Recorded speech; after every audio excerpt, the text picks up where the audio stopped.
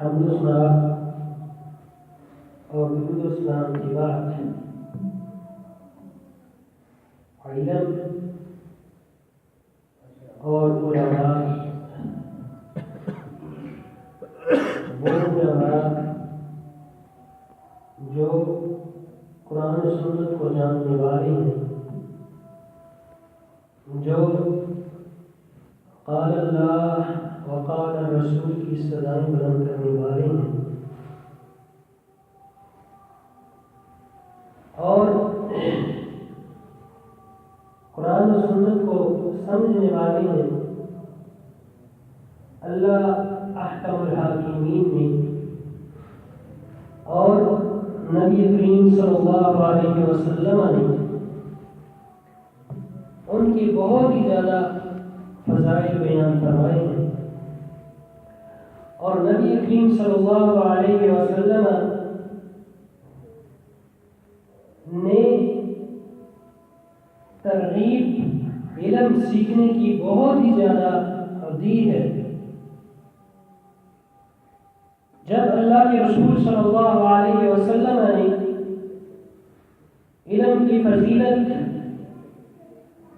علماء کے فضائل بیان فرمائے تو صحابہ کرام رضوان اللہ علیہم اجمعین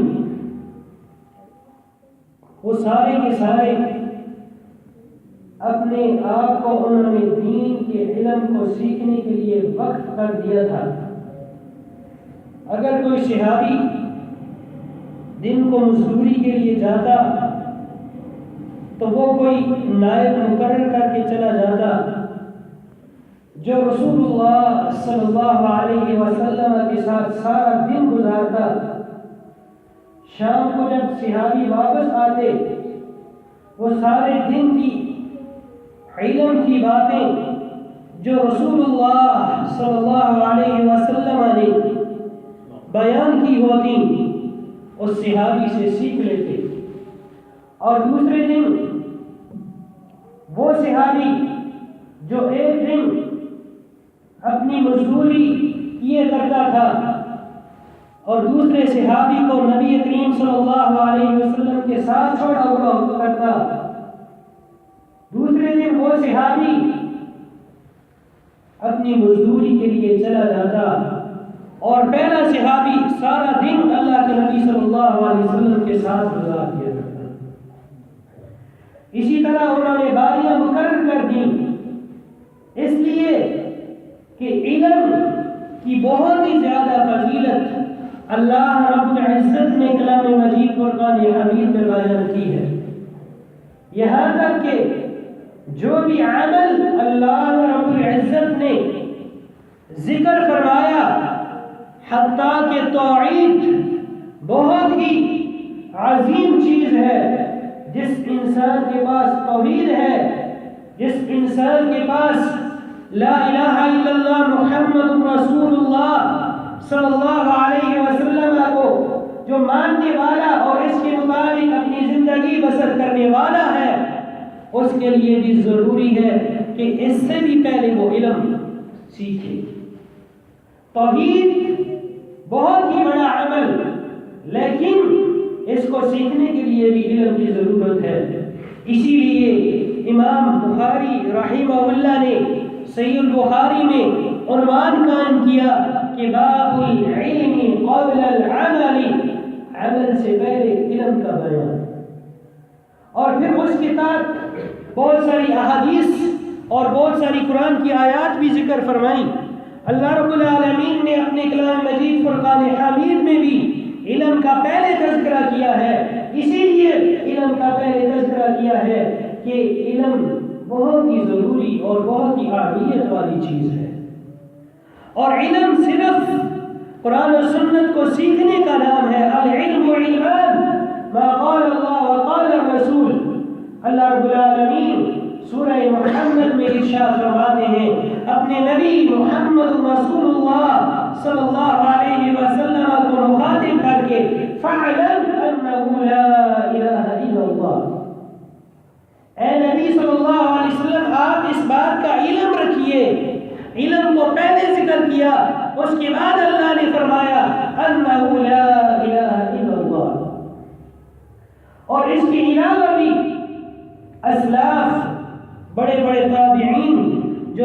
کے بہت ہی بڑے پہاڑ تھے، کبار علماء اکرام تھے، جب ان سے علم کی فضائل کے متعلق پوچھا جاتا وہ رب کے قرآن کی وہ آیات تلاوت کر کے فرماتے کہ اللہ رب العالمین نے ان آیات میں عمل کو ذکر کیا ہے، لیکن اس سے پہلے علم کو ذکر کیا ہے، اس سے علم کی فضیلت، علم کی اہمیت کو واضح کر دیا ہے۔ اللہ رب العالمین قرآن مجید فرقان حمید میں فرماتے ہیں وَاعْلَمُوا أَنَّمَا غَنِمْتُم مِّن شَيْءٍ فَإِنَّ لِلَّهِ خُمُسَهُ۔ اللہ رب العالمین فرماتے ہیں اس بات کا تم علم رکھو کہ جو بھی تم مال غنیمت حاصل کرتے ہو وہ اللہ کے لیے ہے، 5واں حصہ اس کا اللہ کے لیے ہے۔ اس آیت میں اللہ رب العالمین نے پہلے علم کا ذکر فرمایا کہ فَاعْلَمُوا، اس بات کو جان لو، اس بات کا علم رکھو، عمل کرنا ہے لیکن عمل کرنے سے پہلے علم ضروری ہے۔ اور اسی طرح اللہ رب العالمین نے فرمایا قرآن مجید فرقان حمید میں وَاعْلَمُوا أَنَّمَا أَمْوَالُكُمْ وَأَوْلَادُكُمْ فِتْنَةٌ، یہاں بھی اللہ رب العالمین نے علم کا پہلے تذکرہ کیا ہے۔ جب علم بہت ہی ضروری اور بہت ہی اہمیت والی چیز ہے تو اللہ رب العالمین نے اپنے کلام مجید فرقان حمید میں اہل علم کے بہت زیادہ فضائل بیان فرمائے۔ اللہ احکم الحاکمین فرماتے ہیں قُلْ هَلْ يَسْتَوِي الَّذِينَ يَعْلَمُونَ وَالَّذِينَ لَا يَعْلَمُونَ، اے نبی صلی اللہ علیہ وسلم آپ لوگوں میں یہ اعلان کر دیں کہ هَلْ يَسْتَوِي الَّذِينَ يَعْلَمُونَ وَالَّذِينَ لَا يَعْلَمُونَ، کیا وہ لوگ جو اہل علم ہیں، جن کے پاس قرآن و سنت کی فقاہت ہے، جو قرآن و سنت کو سمجھنے والے ہیں، کیا یہ اور وہ لوگ جو قرآن و سنت کو نہیں جانتے وہ برابر ہو سکتے ہیں؟ اللہ فرماتے ہیں یہ کبھی بھی برابر نہیں ہو سکتے۔ انما یتذکر اولو الالباب، عقل والے علم والے ہی ہوتے ہیں اور ان آیات سے نصیحت اہل علم ہی حاصل کرتے ہیں۔ وما يعقلها الا العالمون، اللہ رب العالمین نے اہل علم کی یہ فضیلت بیان فرمائی کہ اللہ رب العالمین نے جو قرآن میں مثالیں بیان کی ہیں، جو آیات نازل فرمائی ہیں، ان کو جاننے والے، ان کے متعلق عقل رکھنے والے، اللہ فرماتے ہیں وما يعقلها الا العالمون، علماء ہی ہیں ان کو جاننے والے۔ اور اللہ احکم الحاکمین اپنے کلام مجید فرقان حمید میں اہل علم کی یوں تعریف کرتے ہیں کہ انما یخشی اللہ من عباده العلماء، اللہ رب العالمین سے جو ڈرنے والے ہیں وہ علماء ہیں۔ اللہ کی خشیت رکھنے والے جو بھی انسان ہے وہ عالم ہے۔ اللہ رب العالمین نے اہل علم کی یہ تعریف فرمائی اور اللہ احکام الحاکمین علم والوں کو اعلیٰ رتبے عطا فرماتے ہیں، اعلیٰ مقام عطا فرماتے ہیں، اعلیٰ درجات پر اہل علم کو اللہ فائز کرتے ہیں، دنیا میں بھی اور آخرت میں بھی۔ دنیا میں اللہ رب العالمین اہل علم کے درجات کو بلند فرما دیتے ہیں۔ اللہ خود قرآن مجید فرقان حمید میں اس بات کا اعلان فرماتے ہیں یرفع اللہ الذین آمنوا منکم والذین اوتوا العلم درجات، اللہ احکم الحاکمین فرماتے ہیں یرفع اللہ الذین، اللہ رب العالمین بلند کرتے ہیں ان لوگوں کو آمنوا منکم جو تم میں سے ایمان لائے، اہل علم کو اللہ رتبہ عطا فرماتے ہیں، ایمان والوں کو اللہ رتبہ عطا فرماتے ہیں، اور ایمان والوں میں سے بھی جو اہل علم ہیں اللہ رب العالمین ان کو بلند رتبے عطا فرماتے ہیں۔ اللہ احکم الحاکمین فرماتے ہیں والذین اوتوا العلم درجات، جن کو اللہ نے علم کی دولت سے نوازا ہے ان کو درجات میں اللہ بلندیاں عطا فرما دیتے ہیں۔ کیسے اللہ احکم الحاکمین اہل علم کو بلند فرماتے ہیں؟ چاہے اہل علم چھوٹا سا بچہ ہی کیوں نہ ہو، اللہ رب العالمین اس کو بھی بہت ہی بلند رتبہ عطا کر دیتے ہیں، اگر بڑا ہے تب بھی، چھوٹا ہے تب بھی، جوان ہے تب بھی۔ نبی کریم صلی اللہ علیہ وسلم کے صحابی، آپ کے چچا کے بیٹے سیدنا عبداللہ بن عباس رضی اللہ تعالی عنہ، قرآن مجید فرقان حمید کے ترجمان، اور عبداللہ بن عباس رضی اللہ تعالی عنہ جن کے لیے اللہ کے رسول صلی اللہ علیہ وسلم نے دعا کی تھی، اللہم فقہہ فی الدین وعلمہ فی التعویل، اللہ اس کو تفسیر کا علم عطا فرما، اللہ اس کو دین کے اندر فقاہت عطا فرما۔ عبداللہ بن عباس رضی اللہ تعالی عنہ چھوٹے سے ہی بچے ہیں، نبی کریم صلی اللہ علیہ وسلم دنیا سے رخصت ہو جاتے ہیں، ابھی بچپنا ہی ہے، عمر بن خطاب رضی اللہ تعالی عنہ کا دور ہے، عبداللہ بن عباس رضی اللہ تعالی عنہ چھوٹے سے بچے ہیں، علم بہت ہی زیادہ ہے۔ عمر رضی اللہ تعالی عنہ نے مجلس شورا میں علماء کو رکھا ہوا ہے، اور بڑے بڑے صحابہ، کبار صحابہ، سیدنا عبد الرحمن بن عوف رضی اللہ تعالی عنہ جیسے کبار صحابہ عمر رضی اللہ تعالی عنہ کی مجلس شورا کے رکن ہیں، جہاں جب عمر رضی اللہ تعالی عنہ اہل علم کو رتبہ دیا کرتے تھے، اونچے مقام پر بٹھایا کرتے تھے، وہاں ان کبار صحابہ کے ساتھ عمر رضی اللہ تعالی عنہ چھوٹے سے بچے عبداللہ بن عباس رضی اللہ تعالی عنہ کو بھی بٹھا دیا کرتے۔ سیدنا عبد الرحمن بن عوف رضی اللہ تعالی عنہ ایک موقع پر فرمانے لگے کہ عمر ہمارے بھی تو بچے ہیں، یہ بھی تو چھوٹا سا بچہ ہے، آپ اس کو اعلیٰ مقام دیتے ہیں، ہمارے ساتھ بٹھاتے ہیں اور ہمارے بچوں کو ہم سے دور کرتے ہیں، اہل علم کی مجلس میں، مجلس شورا میں ان کو نہیں بٹھاتے، آخر وجہ کیا ہے؟ سیدنا عمر رضی اللہ تعالی عنہ بطور سوال کے ان سے سوال کرتے ہیں، مجھے بتاؤ کہ اس آیت کا معنی کیا ہے؟ اذا جاء نصر اللہ والفتح ورأیت الناس يدخلون فی دین اللہ افواجا، اس سورہ مبارکہ کی تفسیر مجھے بتاؤ۔ ہر ایک صحابی نے اپنی اپنی تعریف، اپنی تفسیر بیان کر دی کہ اس میں فتح مکہ کا بیان ہے۔ اللہ رب العالمین نے جب مکہ کو فتح کیا تو لوگ جوک پر جوک اسلام قبول کرنے لگے۔ نبی سیدنا عمر رضی اللہ تعالی عنہ عبداللہ بن عباس رضی اللہ تعالی عنہ سے پوچھتے ہیں، آپ بتائیے اس آیت کا، اس سورہ مبارکہ کی تفسیر کیا ہے؟ سیدنا عبداللہ بن عباس رضی اللہ تعالی عنہ فرمانے لگے کہ اس میں نبی کریم صلی اللہ علیہ وسلم کی موت کا ذکر ہے، کہ جب لوگ جوک در جوک اسلام قبول کر لیں گے تو پھر اللہ رب العالمین اپنے نبی کو موت دے کر اپنے پاس بلا لے گا۔ عمر رضی اللہ تعالی عنہ فرمانے لگے، میں بھی اس آیت، اس سورہ کا وہی مطلب سمجھتا ہوں جو عبداللہ بن عباس رضی اللہ تعالی عنہ جانتے ہیں، اس لیے میں نے عبداللہ بن عباس کو اعلیٰ رتبہ دیا ہے، اعلیٰ مقام دیا ہے کہ ان کے پاس علم ہے۔ اللہ رب العالمین فرماتے ہیں، یرفع اللہ الذین آمنوا منکم والذین اوتوا العلم درجات۔ عبداللہ بن عباس رضی اللہ تعالی عنہ بچپن میں ہیں، اللہ رب العالمین نے ان کو رتبہ عطا کیا ہے۔ اسی طرح صحیح مسلم میں عمر رضی اللہ تعالی عنہ کا وہ واقعہ بھی موجود ہے۔ عمر رضی اللہ تعالی عنہ نے مکہ کے جو گورنر مقرر کیے تھے وہ نافع بن عبد الحارث کو مقرر کیا تھا۔ ایک موقع کے اوپر عمر رضی اللہ تعالی عنہ اسفان کے مقام پر گئے اور وہاں سے لگ گیا عمر بن الخطاب بعسفان، نافع بن عبد الحارث وہ عمر رضی اللہ تعالی عنہ کے ساتھ وہاں پر ہی انہوں نے ملاقات کی۔ جب ان کی ساتھ ملاقات ہوئی، عمر رضی اللہ تعالی عنہ نافع سے پوچھتے ہیں، من یستعمل بهذا الوادی، اس وادی کے اوپر، اہل مکہ کے اوپر آپ کس بندے کو اپنا نائب مقرر کر کے آئے ہیں؟ نافع بن عبد الحارث کہنے لگے، ابن ابی عبزہ کو میں نے اہل مکہ کے اوپر گورنر مقرر کیا ہے، اپنے بعد نائب اس کو مقرر کیا ہے، میں آسمان میں آ گیا ہوں اور میرے پیچھے وہ میرے نائب ہیں۔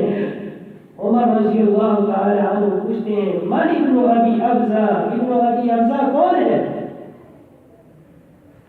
نافع بن عبد الحارث فرمانے لگے، وَهُوَ مَوْلًا مِّن مَوَالِينَا، وہ ہمارے غلاموں میں سے ایک غلام ہے۔ عمر رضی اللہ تعالی عنہ بڑے تعجب سے پوچھتے ہیں کہ آپ نے اہل وادی کے اوپر، مکہ والوں کے اوپر ایک غلام کو مقرر کر دیا ہے گورنر۔ نافع بن عبد الحارث کہنے لگے، انه لقاری لکتاب اللہ وعالم بالفرائض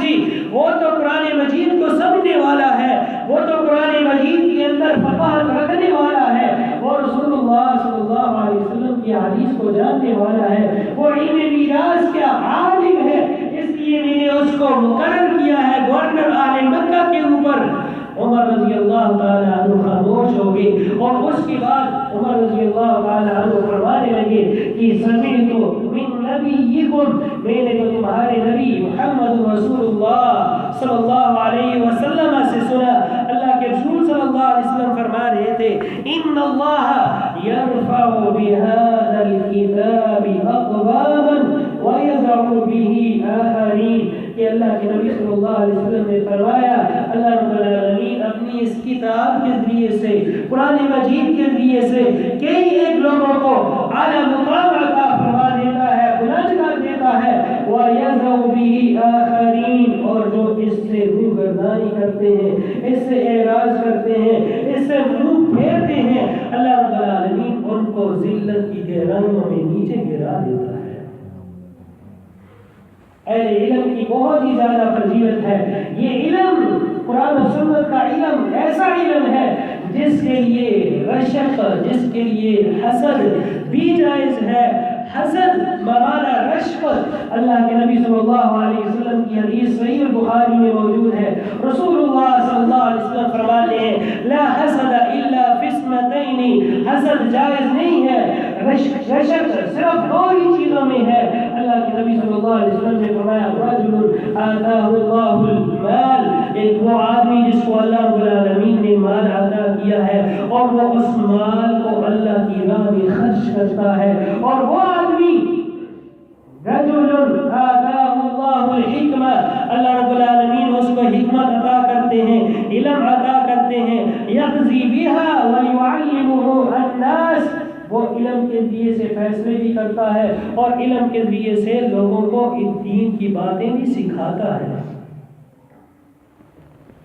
اللہ کے نبی صلی اللہ علیہ وسلم نے فرمایا ان کے لیے حسد جائز ہے۔ علم کی بہت ہی زیادہ فضیلت، جو علم کے لیے نکلتا ہے قرآن و سنت کو سمجھنے کے لیے، قرآن و سنت کے علم کو سیکھنے کے لیے، اللہ کے نبی صلی اللہ علیہ وسلم نے فرمایا اللہ رب العالمین اس کے لیے جنت کا راستہ آسان فرما دیتے ہیں۔ صحیح البخاری میں سیدنا ابو ہریرہ رضی اللہ تعالی عنہ کی لمبی حدیث، اس میں یہ الفاظ موجود ہیں، اللہ کے نبی صلی اللہ علیہ وسلم نے فرمایا من سلک طریقا یلتمس فیہ العلم، جو انسان کسی ایسے راستے پر چلے اور اس کا مقصد یہ ہو کہ میں اس راستے پر چل کر کے علم سیکھوں گا، قرآن کی معنی کو سمجھوں گا، نبی کریم صلی اللہ علیہ وسلم کی احادیث کو یاد کروں گا، سیکھوں گا اور پھر اس پر عمل پیرا ہو جاؤں گا، اللہ کے نبی صلی اللہ علیہ وسلم نے فرمایا سہل اللہ له طریقا الی الجنہ، اللہ رب العالمین اس کے لیے جنت کے راستے کو آسان فرما دیتے ہیں۔ جو انسان اس لیے علم کے لیے مسجد کی طرف آئے، مسجد میں بیٹھ کر علم کی باتوں کو سیکھتا ہے، اللہ کے نبی صلی اللہ علیہ وسلم کی معروف حدیث کئی بار آپ نے سنی ہے، اللہ کے نبی صلی اللہ علیہ وسلم نے فرمایا اسی حدیث میں وَمَا اجْتَمَعَ قَوْمٌ مِّن بَيْتٍ فِي بَيْتٍ مِّن بُيُوتِ اللَّهِ یتلون کتاب اللہ ویتدارسونہ بینہم، کہ کوئی بھی لوگ جب وہ کسی مسجد میں اللہ کے گھروں میں سے کسی ایک گھر میں بیٹھ جاتے ہیں، اس لیے بیٹھتے ہیں کہ یتلون کتاب اللہ ویتدارسونہ بینہم، کہ وہ اللہ کی کتاب کی تلاوت کرتے ہیں، اللہ کی کتاب کو سمجھتے ہیں، سناتے ہیں، سیکھتے ہیں، سکھاتے ہیں۔ اللہ کے نبی صلی اللہ علیہ وسلم نے فرمایا الا حفتهم الملائکہ، اللہ رب العالمین کے نورانی فرشتے ان کو گھیر لیتے ہیں، اور اللہ کے نبی صلی اللہ علیہ وسلم نے فرمایا نزلت علیہم الرحمہ، ان پر رحمت نازل ہوتی ہے اور سکون ان پر اترتا ہے، اور اللہ کے نبی صلی اللہ علیہ وسلم نے فرمایا چوتھی فضیلت ان کو یہ اللہ عطا فرماتے ہیں وَذَكَرَهُمُ اللَّهُ فِي مَنْ عِنْدَهُ، اللہ رب العالمین کے ہاں جو لوگ بیٹھے ہوتے ہیں اللہ ان کا تذکرہ اپنے ہاں کرتے ہیں، فرشتوں میں ان لوگوں کا تذکرہ ہو رہا ہوتا ہے جو علم کے لیے آیا، قرآن کو سمجھنے کے لیے آیا۔ نبی کریم صلی اللہ علیہ وسلم نے فرمایا یہ علم والا گھر سے نکلتا ہے، اللہ کے نبی صلی اللہ علیہ وسلم فرماتے ہیں اس کا ارادہ صرف یہ ہے کہ وہ علم کی بات کو سیکھ لے یا سکھا دے۔ من خرج، جو انسان نکلتا ہے اس لیے نکلتا ہے کہ لیتعلم او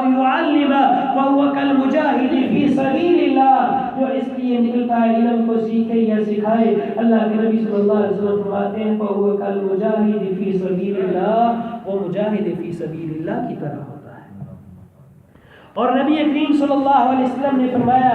جو علم کے لیے آتے ہیں ان کا استقبال کون لوگ کرتے ہیں؟ فرشتے ان کا استقبال کرتے ہیں۔ آج دنیا میں کوئی انسان بڑیرا بن جائے کہیں کسی مقام کے اوپر، عام لوگ اس کا استقبال کریں، حکومتیں اس کو پروٹوکول دیں، لیکن یہ علم والے جن کو لوگ آج کی دنیا جن کو بڑی ہی حقارت سے دیکھتی ہے، بڑی ہی ذلت کی نظروں سے دیکھتے ہیں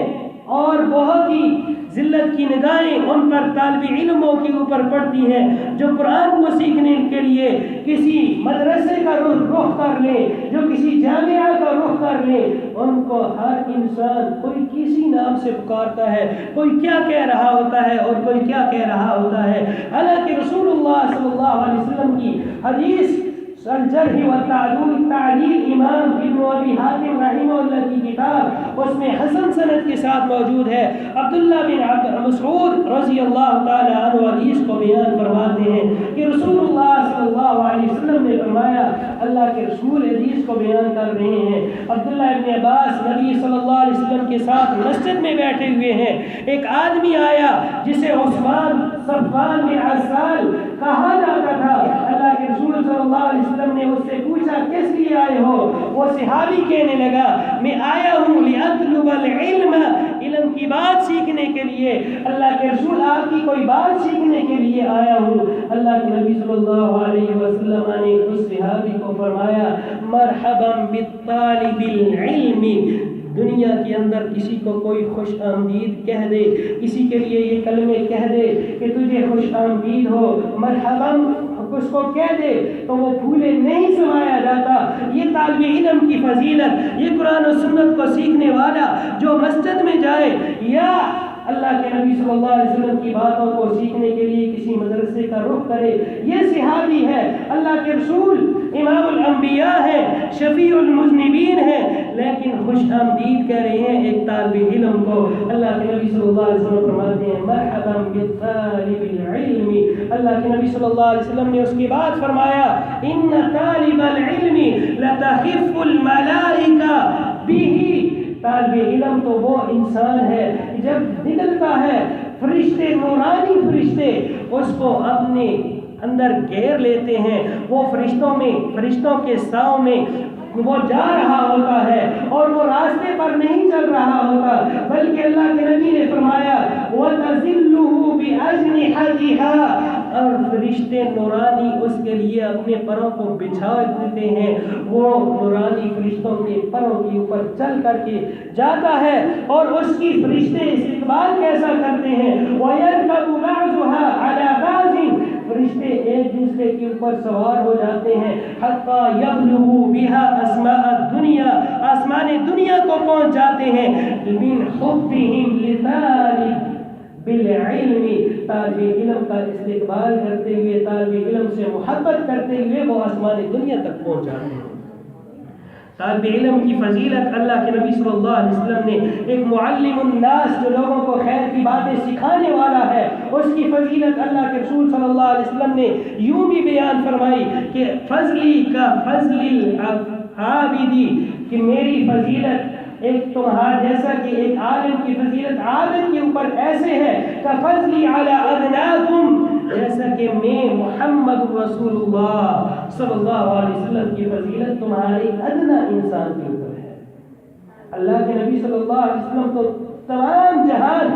بلکہ سارے انبیاء سے افضل ہیں۔ اللہ کے نبی صلی اللہ علیہ وسلم نے ایک عالم کی فضیلت کو واضح کرنے کے لیے مثال دے کر سمجھایا کہ ایک طرف عبادت کرنے والا ہو اور دوسری طرف ایک عالم ہو۔ اللہ کے نبی صلی اللہ علیہ وسلم نے فرمایا عالم کی فضیلت ایسے ہے جیسا کہ میں محمد صلی اللہ علیہ وسلم کی فضیلت ادنا شخص پر ہے۔ اور پھر آپ صلی اللہ علیہ وسلم نے فرمایا ان اللہ وملائکتہ واہل السماوات والارض، اللہ رب العالمین، اللہ کے نورانی فرشتے، اسمان والے سارے کے سارے، واہل الارض، اور زمین والے بھی. اللہ کے نبی صلی اللہ علیہ وسلم نے فرمایا حتی النملۃ فی جحرها، یہاں تک کہ چیونٹیاں اپنی بلوں کے اندر، اور آپ نے فرمایا وحتی الحوت، اور سمندر کے اندر رہنے والی مچھلیاں وہ بھی لا یصلون علی معلم الناس الخیر، جو لوگوں کو خیر کی باتیں سکھاتا ہے، جو لوگوں کو قرآن و حدیث پڑھاتا ہے. اللہ کے نبی صلی اللہ علیہ وسلم نے فرمایا یہ سارے کے سارے طالب علم کے لیے اور عالم کے لیے، لوگوں کو خیر کی باتیں سکھانے والے کے لیے دعائیں کرتی ہیں، اس کی مغفرت کے لیے دعائیں کرتی ہیں، اللہ اس پر رحمتیں نازل فرماتا ہے. اللہ کے نبی صلی اللہ علیہ وسلم نے بہت ہی زیادہ اس طالب علم کے فضائل بیان کیے ہیں. اگر ہم یہ چاہتے ہیں کہ ہم بھی ان فضائل کا حقدار بن جائیں تو ابھی بھی ہمارے پاس بہترین موقع ہے کہ ہم مسجد کا رخ کر لیں، اللہ کے قرآن کو سیکھیں، نبی کریم صلی اللہ علیہ وسلم کے فرامین کو سیکھیں. انسان جب ان فضائل کو سن لے پھر انسان کو، مومن کو دل میں تڑپ ہونی چاہیے کہ یہ سارے کے سارے فضائل مجھے حاصل ہو جائیں. پھر اس کے لیے آپ کے پاس تو بہت ہی غنیمت والا موقع ہے جو اللہ نے آپ کو زندگی دی ہوئی ہے، اور اس کے ساتھ بھی اللہ رب العالمین نے آپ کے لیے بہت ہی آپ کے لیے موقع غنیمت بنایا ہوا ہے کہ آپ مسجد آئیں، اللہ کے قرآن کو سیکھیں. روزانہ عشاء کی نماز کے بعد رب کے قرآن کو سیکھنے کے لیے مسجد میں اپنی مصروفیات میں سے صرف آدھا گھنٹہ دے دیں، اللہ کے قرآن کو سیکھیں اور ان فضائل کے مصداق بھی بنیں. اور اسی طرح جبکہ آپ کی اللہ نے جس کو اولاد کی نعمت سے نوازا ہے وہ اپنی اولاد کو اللہ کے دین کے لیے وقف کر دیں. جب اللہ کے دین کے لیے وقف کرو گے دنیا سے چلے جاؤ گے. اللہ کے نبی صلی اللہ علیہ وسلم نے فرمایا اذا مات الانسان انقطع عنه عمله الا من ثلاث، تین چیزیں اس کی باقی رہتی ہیں، اس کی ایک صدقہ جاریہ، اور دوسرے نمبر پر اللہ کے نبی صلی اللہ علیہ وسلم نے فرمایا